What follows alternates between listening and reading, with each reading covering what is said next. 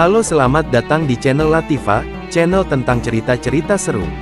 Setelah Ratu Syahrazad menceritakan kisah-kisah menarik, Raja Syahrayar pun semakin penasaran.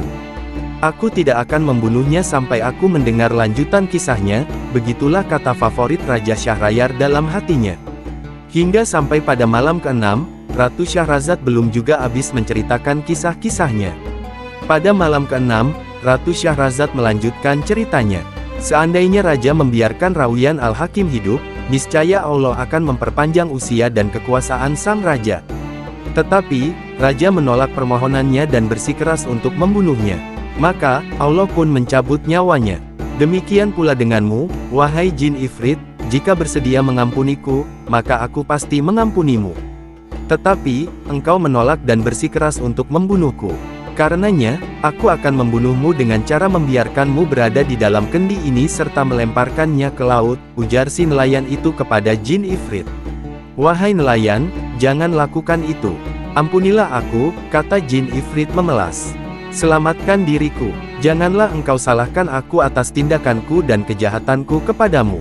Jika dulu aku berbuat jahat, maka hendaklah engkau tetap berbuat baik kepadaku.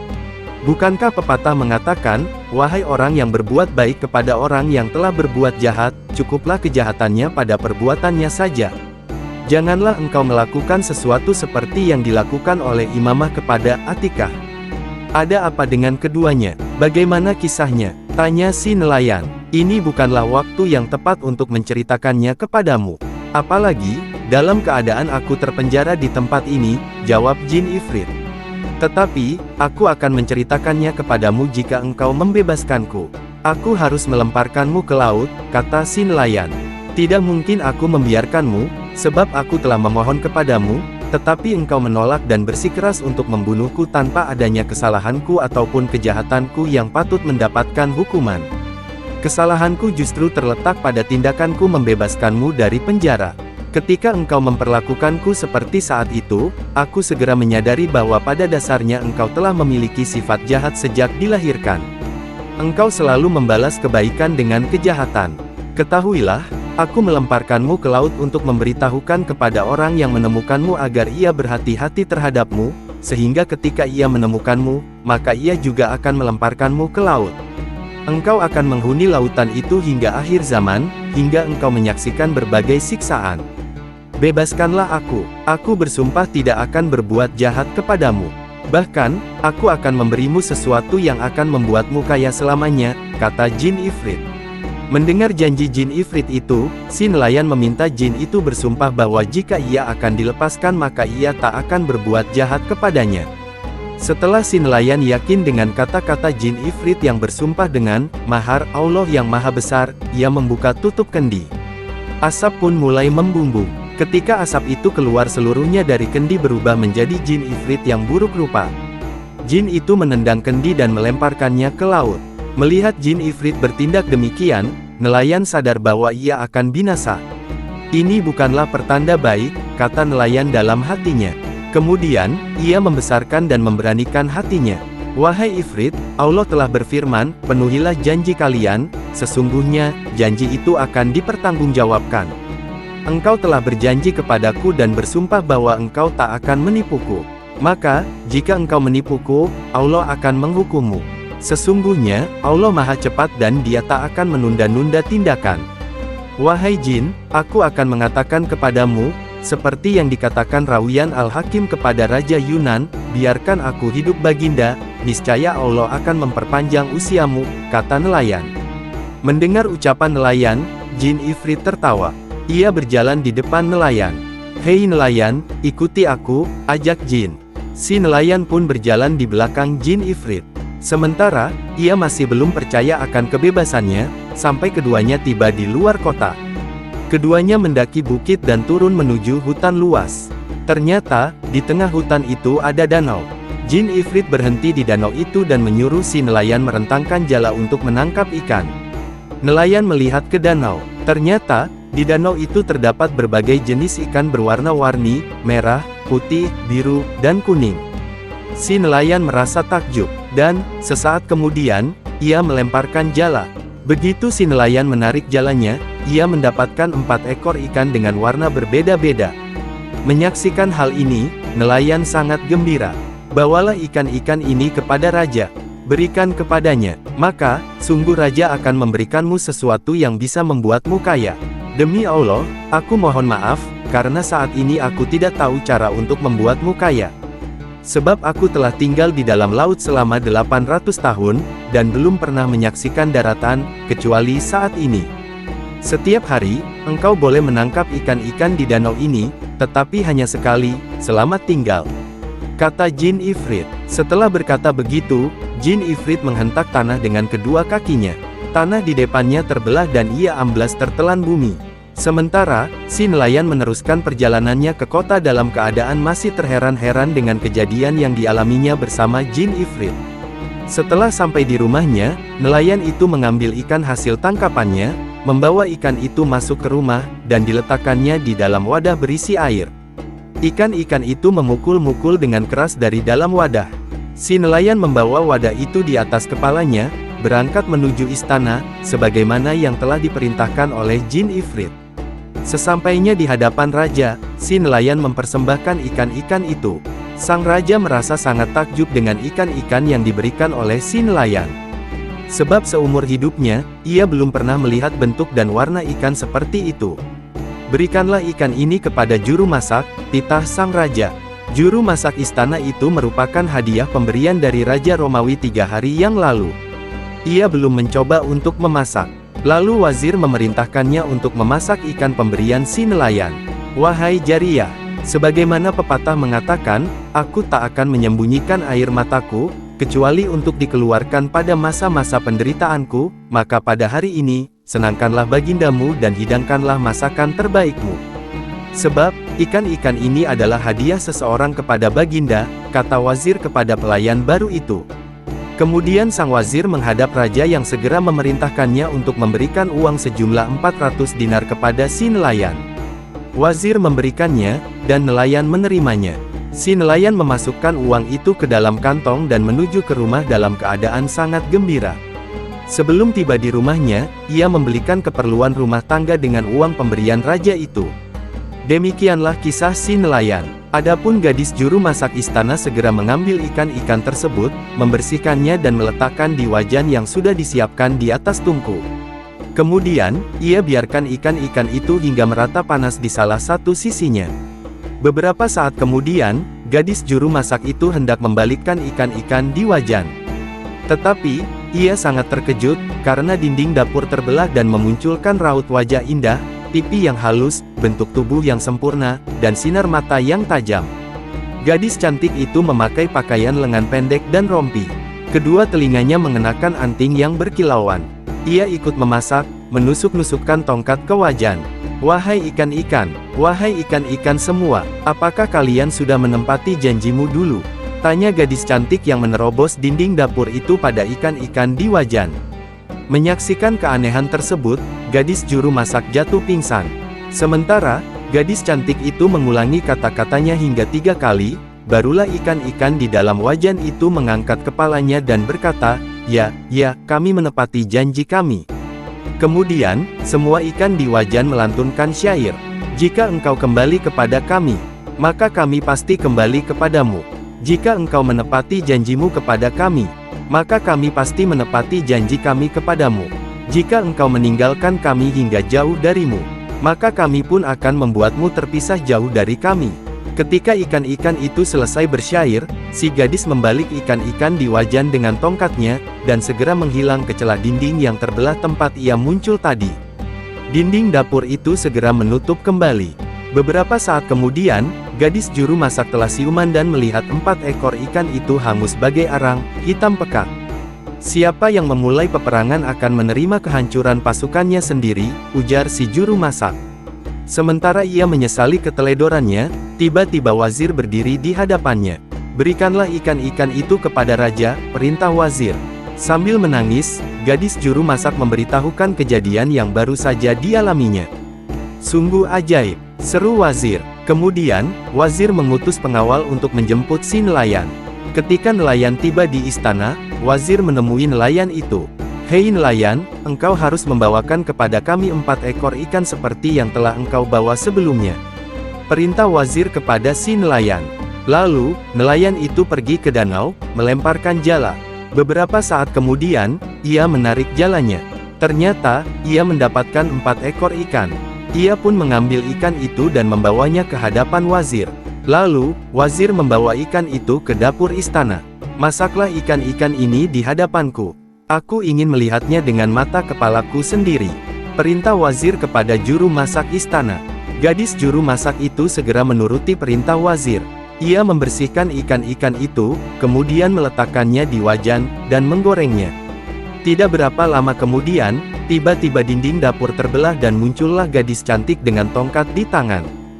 Gadis cantik itu menusuk-nusukkan tongkatnya ke wajan. Wahai ikan-ikan, wahai ikan-ikan semua, apakah kalian sudah menepati janjimu dulu? Tanya gadis cantik itu kepada ikan-ikan yang digoreng di wajan.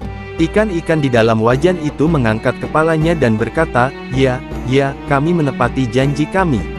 Kemudian, semua ikan itu melantunkan syair persis seperti peristiwa pertama. Pagi menjelang Ratu Syahrazad menghentikan ceritanya. Dongeng yang benar-benar aneh dan indah. Puji Dunyazad. Besok malam aku akan menceritakan dongeng yang lebih aneh dan lebih indah dari ini, ucap Ratu Syahrazad. Pada malam ketujuh, Dunyazad berkata kepada kakaknya, "Kak, sempurnakanlah cerita tentang nelayan dan jin." "Dengan senang hati akan kulanjutkan jika Raja mengizinkannya," kata Ratu Syahrazad sambil menoleh ke arah Raja Syahryar. "Ceritakanlah," titah sang raja. Maka, Ratu Syahrazad meneruskan ceritanya. "Wahai raja yang bijak, ketika ikan-ikan selesai melantunkan syair, gadis cantik itu membalik wajan dengan tongkatnya, dan segera menghilang ke celah dinding yang terbelah tempat ia muncul. Dinding dapur itu segera menutup kembali. Perkara ini tidak mungkin disembunyikan dari raja," kata wazir. Kemudian, wazir menghadap raja, memberitahukan hal aneh itu. "Aku harus mengetahuinya sendiri," ucap raja. Lalu, raja mengutus pengawal kepada si nelayan dengan perintah agar membawakan 4 ekor ikan seperti sebelumnya. Ia memberi tempo pekerjaannya hingga 3 hari. Lalu, nelayan pergi menuju danau. Beberapa lama kemudian, si nelayan datang ke istana dengan membawa 4 ekor ikan. Raja memerintahkan agar si nelayan diberi hadiah uang 100 dinar. "Masaklah ikan-ikan ini di hadapanku," perintah raja kepada wazir. "Daulat, tuanku," balas wazir sambil mengangkat sembah. Wazir segera memerintahkan gadis juru masak untuk membawa wajan dan memasak ikan-ikan itu setelah dibersihkan. Kemudian, ikan-ikan itu dimasak di hadapan sang raja. Sesaat kemudian, dinding istana terbelah dan muncullah seorang budak hitam yang berdiri bagaikan gunung yang menjulang tinggi atau bagaikan raksasa keturunan kaum Ad. Di tangannya, tergenggam selembar daun hijau. "Wahai ikan-ikan, wahai ikan-ikan semua, apakah kalian sudah menepati janjimu dulu?" kata budak raksasa itu dengan bahasa yang kasar dan suara menakutkan. Ikan-ikan di dalam wajan itu mengangkat kepalanya dan berkata, "Ya, ya, kami menepati janji kami." Kemudian, semua ikan itu melantunkan syair lagi persis peristiwa sebelumnya. "Jika engkau kembali kepada kami, maka kami pasti kembali kepadamu. Jika engkau menepati janjimu kepada kami, maka kami pasti menepati janji kami kepadamu. Jika engkau meninggalkan kami hingga jauh darimu, maka kami pun akan membuatmu terpisah jauh dari kami." Kemudian, si budak raksasa mendekati wajan dan membalik ikan-ikan di wajan dengan tangkai daun hingga hangus. Setelah itu, si budak raksasa menghilang dari tempat munculnya. Perkara ini tidak mungkin didiamkan saja. Pasti ikan-ikan ini memiliki rahasia, pikir sang raja. Lalu, raja memerintahkan agar si nelayan dihadirkan ke istana. Si nelayan itu pun berangkat ke istana. "Dari mana engkau mendapatkan ikan-ikan itu?" tanya raja kepada si nelayan. "Hamba mendapatkannya di sebuah danau yang terletak di antara 4 gunung dan di balik gunung yang terletak di luar kota raja," jawab si nelayan. "Berapa harikah perjalanan menuju ke sana?" "Wahai raja junjungan hamba, perjalanan ke sana hanya memerlukan waktu setengah hari." Raja terkejut, heran. Namun demikian, ia lalu memerintahkan para pengawal untuk berangkat ke danau yang dimaksud saat itu juga bersama si nelayan. Dalam perjalanan, nelayan mengutuk jin ifrit yang telah menyebabkannya terlibat dalam persoalan rumit ini. Rombongan kerajaan yang dipandu si nelayan berjalan mendaki gunung, kemudian menuruninya menuju sebuah hutan luas yang belum pernah mereka lihat seumur hidup. Sang raja dan seluruh pasukan merasa takjub tak terkira menyaksikan danau yang terletak di antara 4 gunung dan di dalamnya terdapat ikan berwarna-warni merah, putih, biru dan kuning. Raja berhenti. "Apakah ada di antara kalian yang pernah menyaksikan tempat ini?" Tanya saja kepada para prajurit kerajaan. Semuanya menyatakan belum pernah melihatnya.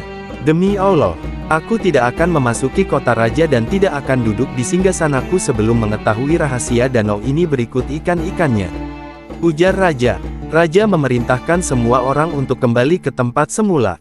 Mereka pun mematuhinya. Setelah semuanya kembali, raja memanggil wazir yang dikenal sebagai orang yang berpengetahuan luas dan banyak akalnya. "Aku ingin melakukan sesuatu dan hanya engkau yang boleh mengetahuinya," kata raja kepada wazir. "Aku ingin sendirian malam ini, mencari tahu rahasia danau ini berikut ikan-ikannya. Duduklah di depan tendaku dan katakan kepada para pembesar kerajaan bahwa raja sedang sakit. Dan, aku menyuruhmu untuk tidak mengizinkan siapapun yang hendak menemuiku. Jangan beritahukan kepada siapapun mengenai maksudku ini." Wazir tidak mampu menghalangi kehendak sang raja yang segera mempersiapkan segala sesuatu. Raja meninggalkan rombongan dan melakukan perjalanan hingga pagi hari. Raja terus berjalan hingga tidak terasa tiba-tiba hari sudah siang dan suasana terasa sangat panas. Sang raja istirahat sejenak, dan kembali meneruskan perjalanannya hingga malam tiba. Dari kejauhan, ia melihat benda hitam. Sang raja merasa gembira. "Mungkin aku bisa menemukan seseorang yang dapat memberiku keterangan tentang danau dan ikan-ikan ajaibnya," gumam sang raja. Ketika sudah dekat, ternyata benda hitam itu adalah sebuah istana yang terbuat dari batu hitam berlapis besi. Salah satu pintunya terbuka, satunya lagi tertutup. Dengan gembira, sang raja mendekati pintu dan mengetuknya perlahan. Ia belum mendengar jawaban. Ia pun kembali mengetuk pintu itu sampai 3 kali. Namun, belum juga ada jawaban. Lalu, ia mengetuk keempat kalinya dengan ketukan yang lebih keras. Karena tidak juga ada jawaban, sang raja mengira bahwa bangunan itu kosong. Dengan memberanikan diri, raja masuk beberapa langkah ke dalam pintu itu. Ternyata, di sana ada lorong. "Wahai penghuni istana, aku adalah orang asing yang sedang mengembara. Apakah kalian memiliki sesuatu yang bisa kujadikan bekal?" seru sang raja. Namun, tidak ada jawaban. Sang raja pun mengulangi kata-katanya sampai 3 kali, tetapi tidak ada jawaban. Dengan memberanikan diri, ia menapaki lorong itu hingga akhirnya sampai di ruangan tengah istana. Ia tidak menemukan seorang pun di ruangan itu, kecuali permadani, kursi, kasur dan bantal bersulam. Di tengah ruangan, terdapat air mancur yang di atasnya ada 4 patung singa merah. Dari mulut patung-patung singa itu keluar air bagaikan permata dan mutiara. Sementara, di sekeliling air mancur itu burung-burung kecil terbang berputar-putar. Di atas air mancur, terdapat jaring-jaring yang menjadi penghalang bagi burung-burung itu untuk terbang keluar istana melalui ruangan terbuka di atas air mancur. Dalam keheranannya, raja merasa kecewa karena tidak menemukan seorang pun yang bisa memberitahukannya mengenai danau dan ikan-ikan ajaibnya. Ditambah dengan 4 gunung kembar dan istana kosong itu. Kemudian, sang raja duduk termenung, memikirkan segala keajaiban yang ditemuinya. Tiba-tiba, terdengar suara ratapan sedih yang sedang melantunkan syair. "Ketika rasa sakit yang ku derita mulai pulih, dan beban jiwaku terasa ringan, rasa rinduku justru menguap ke permukaan. Ketika rasa kantuk sudah kembali berbaikan denganku, dan aku sudah bisa memejamkan mata melepas penat tubuhku. Kukira sudah berakhir keterjagaan siang dan malam, yang selalu memaksaku menyusuri takdir-takdir kelam. Ketika rasa rindu bangkit ke permukaan, maka aku menyeru kepada perasaan, bahwa ia telah menambah beban pikiran. Wahai rasa rindu, janganlah kau berdiam di jiwa ini. Pergilah dan jangan pernah kembali." Ketika raja mendengar syair duka itu, ia segera bangkit, mencari asal suara. Lalu, ia menemukan sebuah tirai tergantung di pintu masuk menuju ruangan pertemuan. Raja menyingkap tirai. Tampaklah seorang pemuda sedang duduk di atas ranjang yang terangkat 1 hasta dari lantai.